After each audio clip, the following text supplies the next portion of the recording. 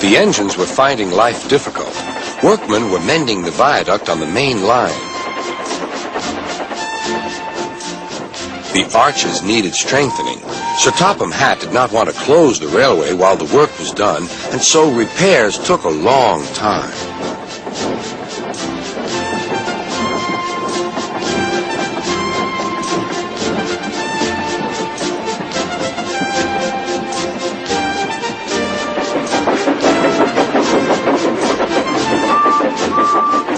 The engines had to take great care when crossing the viaduct, and the delay often made them late on their journey to the junction, where they knew Thomas would be ready to collect his passengers.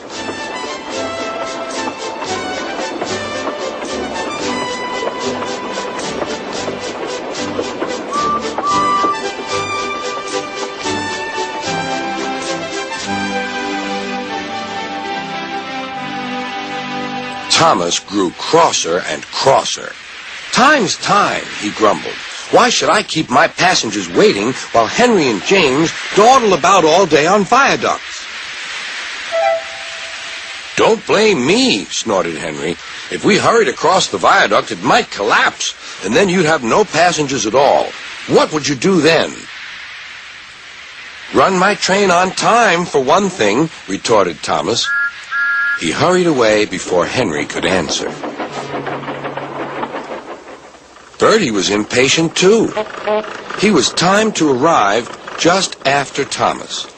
His passengers found that instead of going straight from the bus to their train, they were kept waiting till Thomas arrived. Soon Bertie grew cross with Thomas. "Late again," he remarked, as Thomas panted wearily in.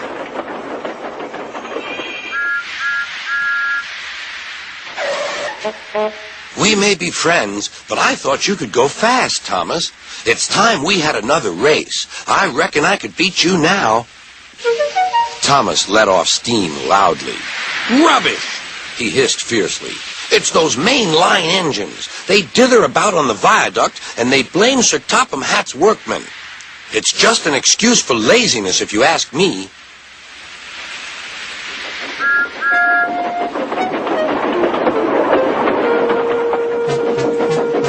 One day, James was later than ever at the junction. "I'm sorry, Thomas," he puffed. "I was held up at the station, and the viaduct made it worse."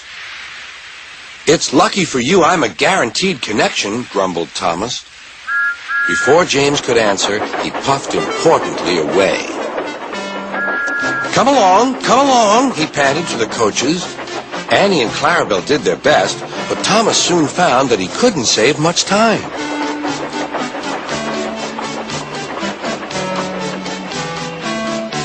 Suddenly, Thomas saw Bertie ahead. His radiator was steaming. "What's the matter?" asked Thomas. "You should be at the station by now. You're late." "I feel dreadful," moaned Bertie. "All upset inside, and driver says he can't make me better." "Thank goodness you're late, too. Can you take my passengers, please? They'll never get home otherwise." "Of course," agreed Thomas. He now felt sorry for Bertie and promised to get help at the next station. Thomas set off again. Already he felt much more cheerful, and Bertie's passengers, traveling in Annie and Clarabelle, all reached home safely. When Bertie was better, he came to thank Thomas. "I'm sorry I teased you about being late." "That's all right," replied Thomas. "I'm glad I could help. There are times when being late isn't such a bad thing after all." With a last cheerful greeting, the two friends went back to work.